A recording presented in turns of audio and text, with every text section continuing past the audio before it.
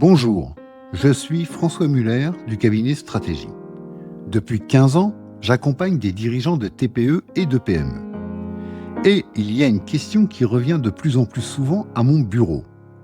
François, on m'a dit de créer une holding. Qu'est-ce que tu en penses ? Souvent, c'est un ami qui lui a dit, ou simplement une vidéo vue sur Internet. Et quand je demande, pourquoi faire ? Il y a un silence.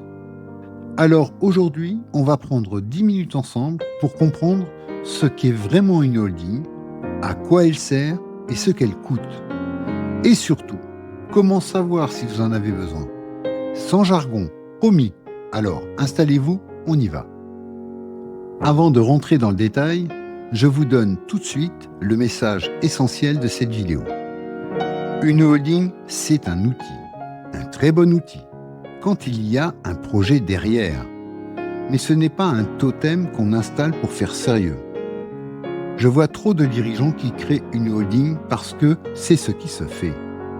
Et qui se retrouvent avec des frais en plus, une comptabilité en plus, et surtout aucun avantage en face. À la fin de cette vidéo, vous saurez poser les 3 bonnes questions avant de faire quoi que ce soit. Maintenant, qu'est-ce qu'une holding ? Commençons par la base. Une holding, c'est tout simplement une société qui détient les parts d'autres sociétés. On l'appelle la société mère. Et les sociétés qu'elle détient sont les filles. La holding, elle, ne produit rien, ne vend rien, elle possède simplement. Dessous, vos sociétés d'exploitation travaillent. Votre restaurant, votre entreprise de bâtiment, votre SCI qui porte les murs.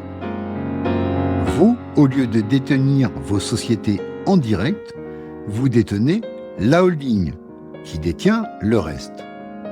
Voilà, c'est tout. Une holding en soi, ce n'est ni bien ni mal. C'est une structure vide, tout dépend du projet qu'on met dedans. Première distinction essentielle, passive ou animatrice, mais également appelée active. La holding passive détient les parts, encaisse les dividendes et c'est tout. C'est un coffre-fort. Et pour moi, c'est d'abord ça une holding bien utilisée. Un outil pour lever des financements et pour réinvestir intelligemment. Et on va le voir plus tard. La holding animatrice, elle participe réellement à la conduite de ses filles. Elle définit la stratégie du groupe. Elle leur rend des services concrets. Et surtout, elle les facture. Attention, animatrice, ça ne se décrète pas sur le papier. Il faut le vivre et pouvoir le prouver. Convention écrite, prestations réelles, traces concrètes. J'en ai créé une avec des clients pour débloquer un financement important. C'était une vraie holding active, avec un vrai rôle. C'est ça la différence. Maintenant, une holding, quels sont les bons usages ? Le premier bon usage, et le plus solide à mes yeux, il est financier. C'est ce qu'on appelle l'effet de levier. Imaginons que vous vouliez racheter une entreprise. Vous créez une holding, vous y mettez votre apport et la banque vous prête le complément à la holding. La holding achète donc la société. Et ensuite, ce sont les bénéfices de la société rachetée qui, en remontant sous forme de dividendes, remboursent l'emprunt. Vous contrôlez donc un ensemble bien plus gros que votre apport initial. Et c'est le principe du LBO. Mais attention à la condition. Et elle est absolue. La société rachetée doit dégager suffisamment de trésorerie pour rembourser la dette. Si ce n'est pas le cas, le montage étrangle la fille, puis la mère, et puis vous. C'est exactement là qu'un regard extérieur indépendant vaut de l'or. Le deuxième bon usage d'une holding consiste à réinvestir. Suivez-moi bien, c'est le cœur de l'intérêt fiscal d'une holding.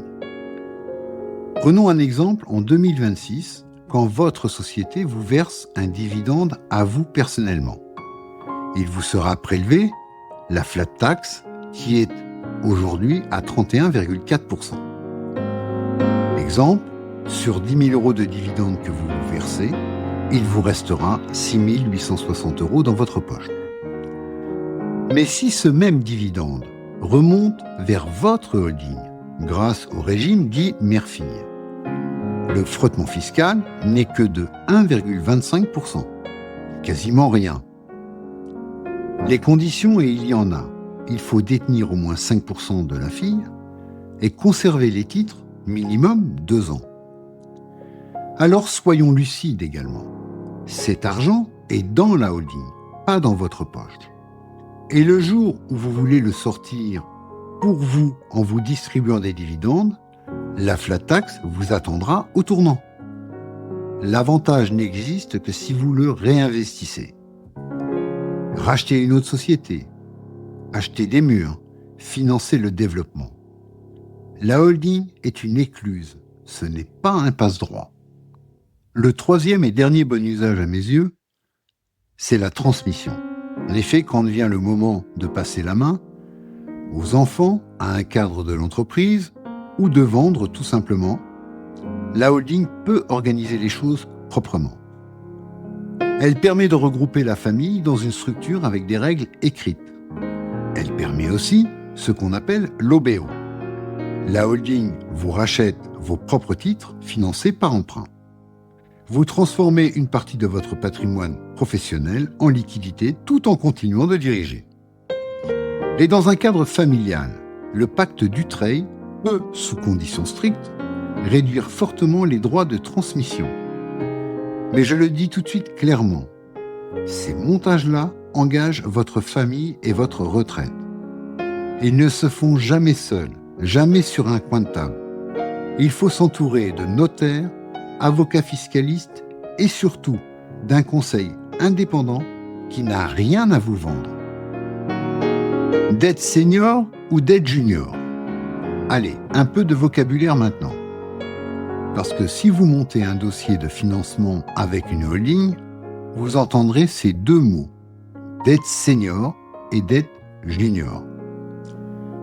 C'est une hiérarchie, comme dans une file d'attente. La dette senior, c'est le prêt bancaire classique, elle est remboursée en premier et elle est prioritaire. Comme elle est moins risquée pour la banque, elle est moins chère pour vous. La dette junior, on dit aussi mezzanine, c'est le financement complémentaire. Elle n'est remboursée qu'après la senior, souvent sur 8 à 10 ans.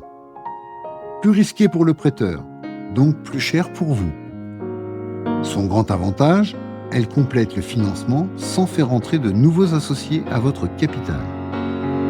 Retenez la règle simple, la senior d'abord, la junior ensuite.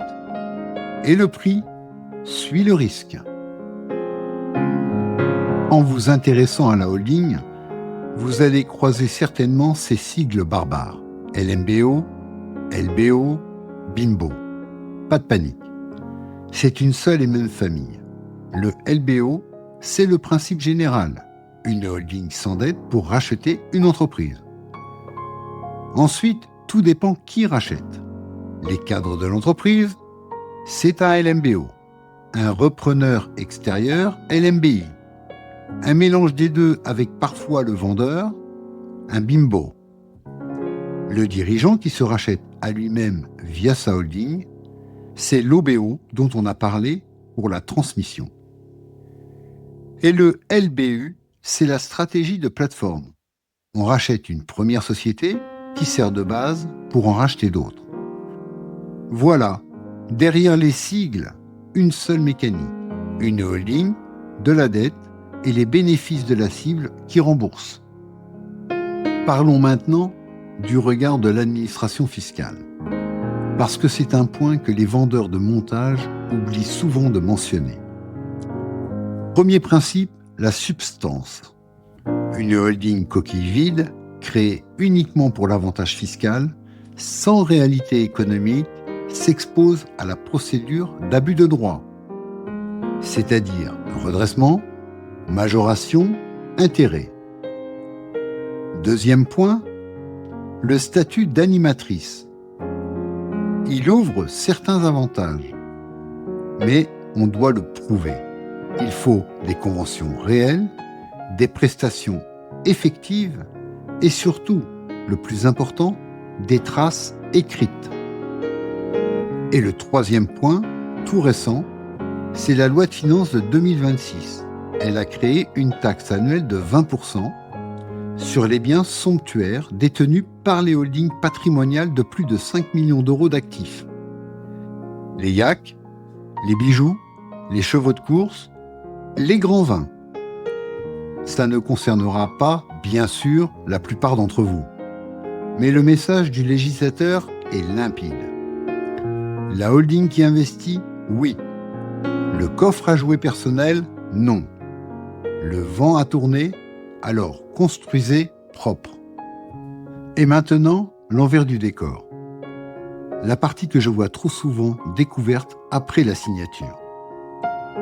Une holding, ce sont 2 sociétés au lieu d'une, donc 2 comptabilités, 2 bilans, 2 liasses fiscales, des honoraires comptables et juridiques doublés, des frais de création, des comptes bancaires, des assemblées générales. Comptez souvent entre 2 et 5 000 euros par an avant le moindre avantage. Et ce n'est pas que de l'argent, c'est de la complexité au quotidien. Les conventions entre la mère et les filles doivent être écrites, justifiées et surtout respectées. Les flux d'argent doivent être propres. En effet, une remontée de trésorerie mal formalisée, et c'est un risque fiscal. Alors je vous le dis comme je le dis à mes clients, une holding sans projet, c'est 100% des coûts et 0% du levier. Alors, holding ou pas holding ? Voici les 3 questions que je pose systématiquement et que je vous invite à vous poser. La première, ai-je un projet précis ? Racheter une entreprise, financer une croissance, réinvestir mes bénéfices, préparer ma transmission. Si votre réponse est « on verra bien », alors la réponse est non, pas encore. Deuxième question, les gains dépassent-ils les coûts ? Prenez une feuille, 2 colonnes. À gauche, l'avantage réel chiffré.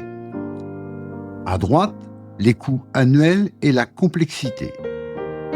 Beaucoup de projets de holding ne survivent pas à cet exercice de 10 minutes. Et la troisième question, et c'est peut-être la plus importante, qui vous conseille ? Et qu'a-t-il à vous vendre ? Celui qui facture la création du montage n'est pas le mieux placé pour vous dire de ne pas le faire. Faites valider votre projet par quelqu'un de totalement indépendant. Alors maintenant, résumons. Une holding est un formidable outil quand il y a un vrai projet. Lever un financement, réinvestir sans frottement, préparer une transmission. Et c'est une charge inutile, voire un risque quand il n'y en a pas. Un outil, pas un totem. Si vous vous posez la question pour votre propre situation, faites-vous accompagner par quelqu'un qui n'a rien à vous vendre. C'est exactement ma place. À côté de vous, pas en face. Le premier échange est offert. Vous trouverez le lien sur stratégie76.fr dans la description de cette vidéo. Et si les chiffres de votre entreprise vous parlent autant que le montage juridique, regardez ma conférence offerte. Rentable sur le papier, à sec sur le compte. Merci de m'avoir suivi et rappelez-vous, vous n'êtes plus seul.